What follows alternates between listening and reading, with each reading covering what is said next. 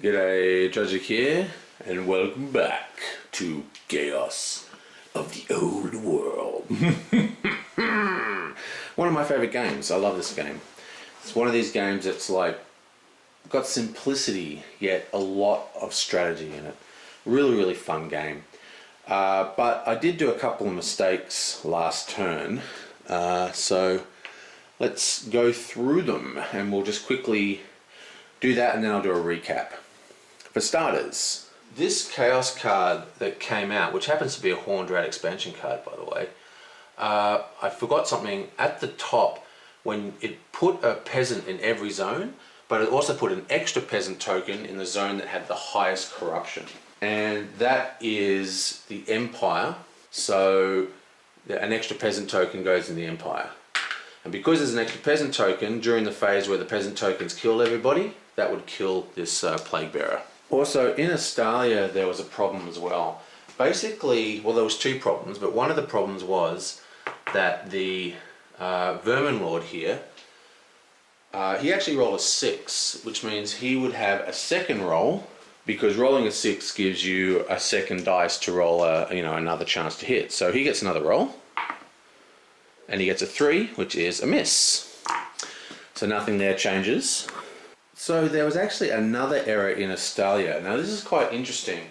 You might have noticed the board looks a little different because I've placed all the tokens in little strips underneath here instead of randomly in the thing. Because it is hard to see everything. But basically, this Skaven token is much like the hero token. The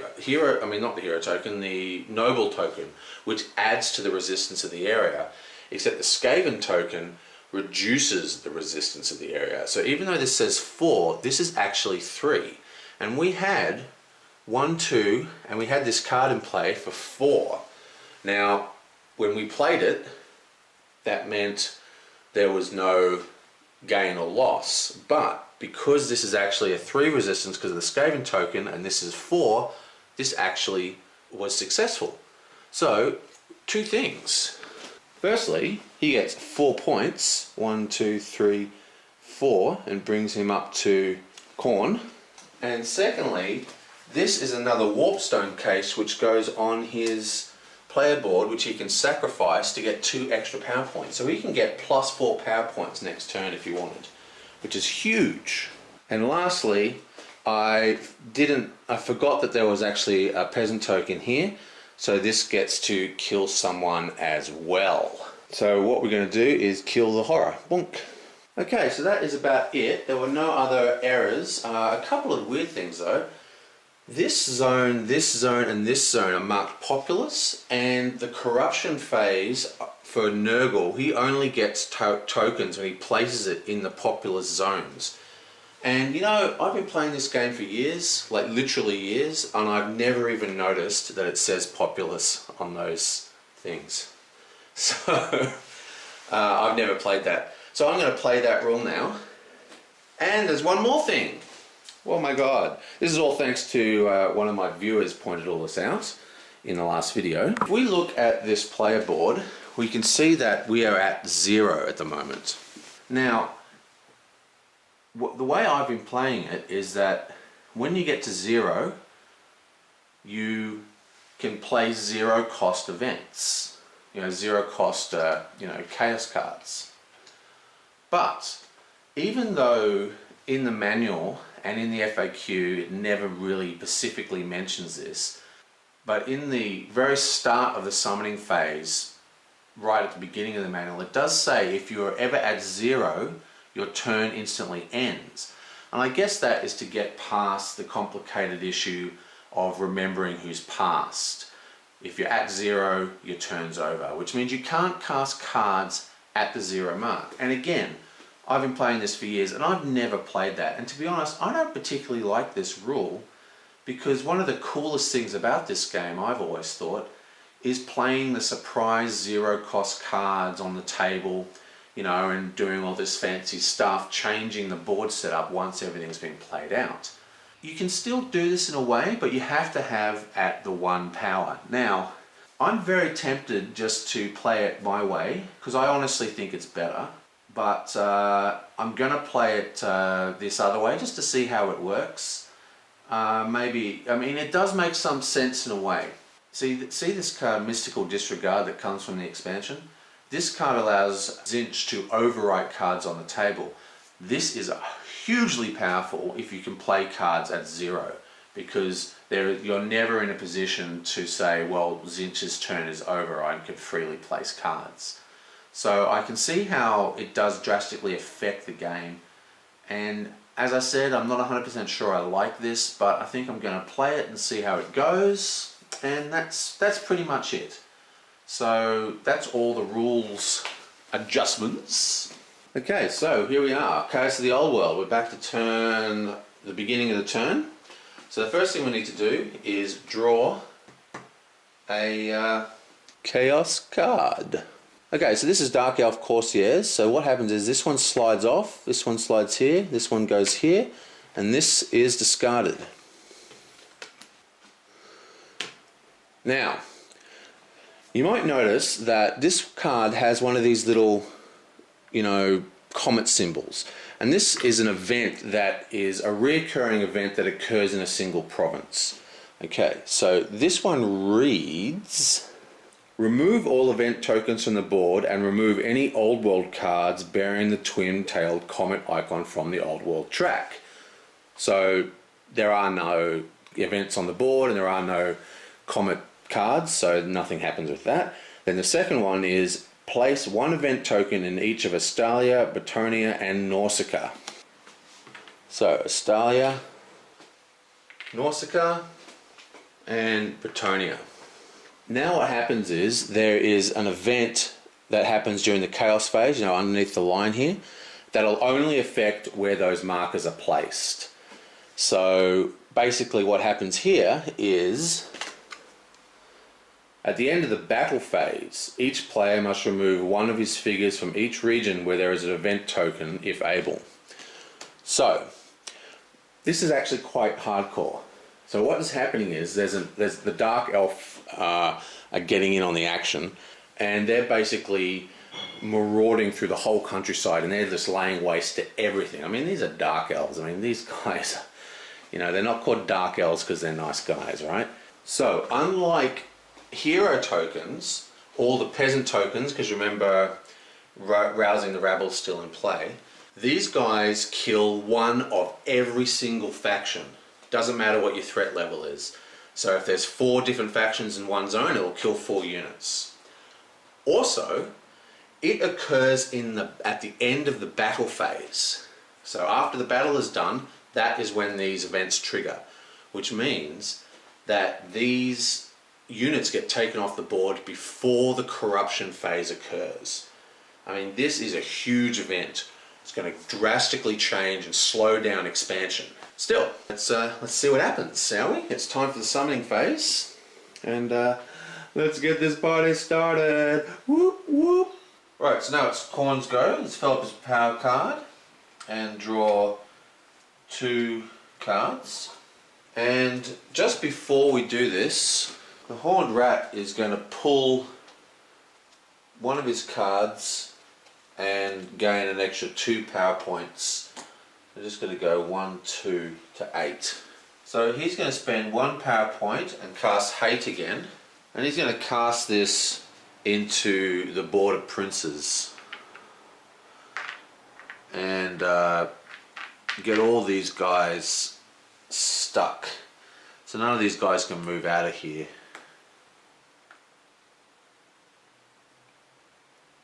Now it's Grandpapa Nurgle.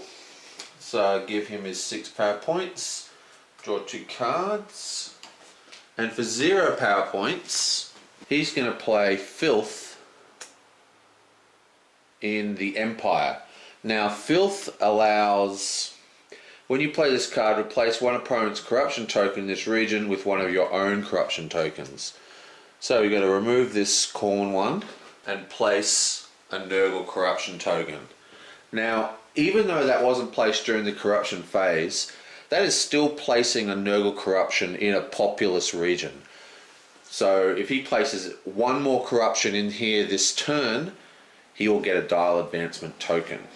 Okay, so now there's 2 cards in hand for Zinch, but Zinch's special ability actually allows him to draw up to 5. So he gets to draw 3 cards.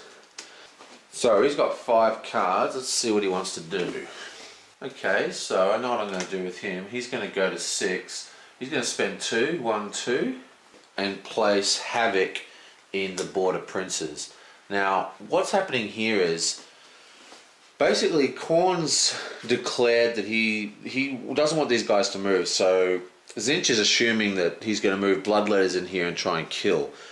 What the Havoc does means that instead of rolling for battle dice, you actually just place corruption tokens. So those guys are now protected. There's no way they can be killed. Good old Slanesh. Yoink. 2 cards. Okay, so for 0 cost, he's going to cast Festival of the Sinew in the Empire. And that's going to mean that no one can move into there without adding power points to Slanesh. So every time an enemy gets summoned into this zone, a power point gets given to Slanesh. The Horned Rat gets 2 cards. Okay, so he's going to spend 1 and place another Chaos card, Verminous Horde, in Astalia. This means that anyone who... we've got 2 figures in here. Basically this is saying if, as long as I have more figures than at least one other person in this zone, all opponents have to spend an extra power point to cast a card or figure into that region. Okay, so Korn's turn. He's going to spend 1, 2, place a Bloodletter, and he's going to place that in Betonia. So he's going to spend 1 and place a Cultist in the Empire. Now, good old Zinch is sort of in a bit of a pickle here. He's going to play 0 cards and play a Bolt of Change. Not a Bolt of Change. What's it called? Yeah, he's going to spend 0 cards and place a Glen in Nausicaa, which makes that region adjacent to all other regions. And that costs 0. Slanesh still hasn't used any points, and for another 0 cost is going to cast another Festival of the Sinew and place that in Betonia. Okay, so the Rat God is going to spend 1, 2 and put out a Rat Ogre and place that in Astalia. Now Korn is also going to spend another 2, 1, 2, place another Bloodletter and place that in Betonia. Now there's a Festival of the Sinew there, so it's going to get a power point back. He's going to spend 1, place a Cultist in Tilia. I mean, his original plan to go to Betonia is kind of shot because of Festival of the Sinew. Zinch is also a bit out of luck because most of his units are basically trapped. He's going to spend 1, 2, 3 and place out Lord of Change in the Empire. Now, normally he wouldn't be able to move there because he's got no adjacents. Oh, actually he does. This is adjacent. What am I talking about? Anyway, so he's going to go to the Empire. Nothing fancy is needed. But we can't really move out of here because there's a token here which is going to destroy after the combat phase, and we want to put two guys there. Okay, so it's Slanesh's turn. He's going to spend 1, put out a Cultist, put 1 in Troll Country. Oh, and I forgot. Zinch summoned into the Empire, so he gets 1 extra power point back. Now the Rat God is going to summon another 1, 2. Put out another Rat Ogre Korn has 2 left. He's just going to spend another 2. 1, 2. Place another blood letter, and this time he's going to put it in Telia. Okay, so Nurgle's going to spend 1. Place another cultist. He's going to place that in the Empire. Zinch is going to spend another... Oh, wait, hang on. Yep, he's going to spend his last power point and just place another cultist and place it in the Empire. So he's at 0 now, so he's out. Slaanesh is still at 6. Because another one into the Empire, she goes to 8, then she spends 1, places another cultist, puts that in Troll Country. He's going to spend 1 and place a token in, this is called Doom Wheel. If you dominate this location, scored 3 victory points. He's only got 2 there, so everyone's kind of wondering how he's going to dominate that. Korn is at 0 power, so he's out. My main man, the Nurgmeister. Okay, this little pussy pile of flesh is kind of peeing me off. He's going to spend 1 and place a cultist. It's the last cultist. Place it in Betonia. Zinch is out. Slaanesh is still miles away. Went to Betonia again, so he gets another power point. Spends 1, puts his last cultist. This is also going in Troll Country. Blackguard is spending 1, 2, placing another ogre, and he's going to put that in the Border Princes, which is going to give him access to most of the rest of the board. Oh, actually, there's no battle going on there. So instead he's going to spend 1 and place a cultist. Okay, so... what were we on? 1 more. And that was his last cultist. Okay, well he's going to place 1 Plague Bearer in the Border Princes for the same reason.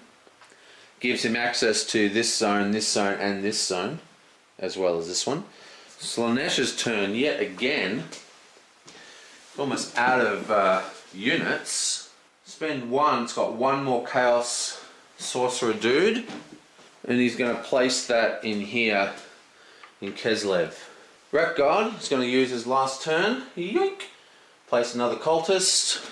Again, this is going to go in the Border Princes. Okay, so the last move. Have we got any cards? Do we want fancy cards? Wow, we really spread out too far. Okay, so he's going to spend 1 and place another Plague Bearer. And this time place the Plague Bearer in the Badlands. Try and stop Zinch from getting that Dahl token. And that's him out. So everyone is out now, except Slaanesh, who's got an absolute ton of cards. She's still at 6. So she's going to spend 1, 2, place a figure in Nausicaa, try and stop Zinch from getting that thing. Then she's going to spend another 1, 2, and move 1 of her figures into the Empire, 1 of her demonettes into the Empire, and then spend her last 2 to move another demonette. The goal here is to try and kill this guy, which will mean that the peasant token, if they're not killed, will kill this guy. Okay, so everyone's at 0 now. So let's do the calculation phase. I mean the battle phase. Sorry, I haven't done the battle phase yet. Okay, so the first battle is 1 demonette versus Zinch here, and there is also a horror. So there's 2 rolls going on. Zinch rolls first, gets a hit, which is an explosion, gets a miss. So that's 1 hit, and now Slaanesh rolls, and that's a miss. So that's really unfortunate. This card's killed, but he does not get to destroy one of the Chaos guy, one of the cultists, so Zinch is going to get a dial counter. There's quite a lot going on here. We have 2 Slaanesh, And we have one big guy for Zinch. So Slanesh gets to roll 2 dice and gets 1 hit, and is going to use that to kill 1 cultist. Now the chains are raise rolls, and it gets to roll 3 dice. Oh, 3 hits and an explosion. Now that's how you roll. And another hit, so that's 4 hits. Well, that is absolutely fantastic rolling. Because we have 2 peasants in here, which means that if we didn't kill those peasants, these peasants would kill Zinch's big massive guy if they weren't killed. That's why the demonettes targeted the Nurgle cultists. But we've got 4 hits, so we can kill 1, 2, get 2 peasants and a cultist and 1 of these guys. Brilliant. And because there's no cultists here, there's not going to be a second Nurgle marker place, which means we're not going to get a dull turn for Nurgle. That's pretty good. And 2 peasant counters. Okay, so here we have 2 bloodletters, that's 4 dice. Oh my god, not a single hit. That is unbelievable. Unbelievable. And here we have 1 plague demon, and we have 1, 2, 5 dice for the horned rat. Can't believe Khorne. Like putting two bloodletters per space instead of spreading them out doesn't seem so stupid now when you roll 4 dice and don't hit a single one. Okay, so Plague Bearer. Woohoo! Miss. And now the rat gods. We get, well, only 2 hits out of all 5 dice. Still, 2 hits is fine. That kills the Plague Bearer. Now in Tilia, we have 2 bloodletters plus a Plague Bearer. So 4 dice for the bloodletters. Woohoo! Ooh, there we are. 2 hits and an explosion. And a miss. So that's 2 hits. And he's going to kill both of the rat guys. And because of his power card, every time he kills a unit in one zone, he gets 2 victory points. So he goes up to 8. Now over here we have 1 plague demon, but we have got a havoc installed, which means instead of rolling for battle, you just place a corruption counter. So 1 corruption goes into that zone for Nurgle. And here we have 1 plague demon. Oh, miss. It's just ridiculous. So nothing happens there. That's the end of the battle phase. So now we do the calculations of the domination. Have a domination value. Oh wait, after the battle phase we have to resolve these tokens. So 1 unit is killed for Slanesh by the Dark Elves. We lose 1 unit for Nurgle and 1 unit for the bloodletters from here. We also lose 1 unit from the horned rat, and that is the end of that. Now we calculate the domination. So we have 1, 2 domination versus 1. So Zinch goes up to 10. We have 1, 1, 2, 3, 2, 2 versus 3. That means we get 1 point for Slanesh. We have 3 versus 3, no points. We have no points here, no points here. We have 4 minus 1 is 3 versus 1, 2, 3, 4. That is a pass. So Rat God gets 4 points. 1, 2, 3, 4. But we are playing Venomous Hordes. Oh, what? We forgot to play the card. Oh, I'm an idiot. I forgot to play the card. Oh my god, I'm just a moron. Damn it. I was supposed to play Skitter-Skep, but I just forgot.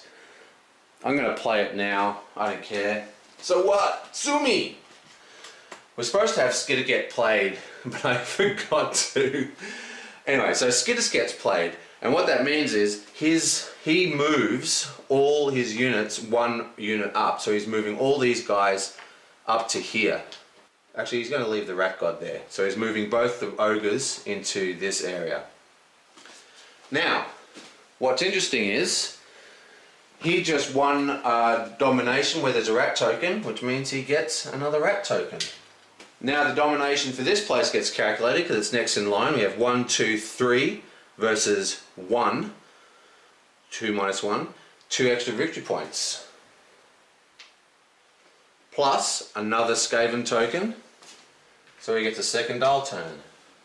Over here we have 4 versus 1 or 5 versus 1 for Zinch. So Zinch gets 1 extra tick. And over here we have 2 versus 1 for Zinch, so Zinch gets another tick. Now it's the corruption phase. We have 2 cultists for Zinch, that's 2 get placed. We have a warp stone, so he gets a counter. We have 1, 2, 3 cultists for Slaanesh in Troll Country. That's 1, 2, 3, but he has 4 from Grace. If you place 3 or more corruption tokens in a region with a noble or hero token, collect 2 advancement tokens. So there is a noble token, so he gets 2 tokens. Over here in Tilia we have 1, 2, 3 again, so that's another 3 tokens of corruption. And that of course is another 2 advancement tokens. We have 1 token of corruption in the Empire for Zinch. We have 2 tokens of corruption in Betonia for Nurgle, which is populous, so he gets a turn dial. We have no corruption going on in Estalia because it's sort of overrun by the rat people. And we have 1 Nurgle corruption in Cilia. And then we have another 3 corruption in the Border Princes for Zinch. We have a warp stone, we have a magical symbol, so he gets another dial counter. And then we have another 2 corruption in the Border Princes, but even though we have a warp stone, we do not have a magic sign there, so he does not get a card thing. Okay, so that was a pretty interesting turn. The festivals of the sinew that went off really changed the playing field there. The plan was for everyone to make a bid for these 2 zones. Now, Slaanesh recognised this and was able to basically stop that from happening. Also, Khorne's original plan was to come into here and destroy all these guys that he locked to that zone, but you know, Zinch put a stop to that with his card that said instead of fighting you place corruption tokens. I actually, during the chaos phase, I forgot to activate the peasants tokens because we activated this card after the battle phase and I just forgot about this one. So I'm activating the peasant tokens now. Now I'm inserting this bit of footage in the correct time in the video, so if the board looks a little bit different suddenly, these are the changes that are going to happen. It's not going to actually affect the situation on the board much, but we have a peasant token here which kills the highest threat creature, and the highest threat creature in here, it is once again Khorne. Another peasant token, once again Khorne, and here once again it is Zinch. Okay, so now it is time for dial turns. Okay, so what have we got here? I forgot we killed 1 unit, so that guy gets Khorne gets one. Everyone has a token, but we have 4 tokens on Slaanesh. So Slaanesh gets 2 dial ticks, everyone else gets 1.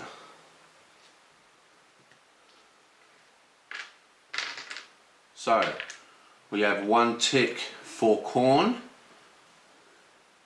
Draw 2 chaos cards. Draw 2 chaos cards.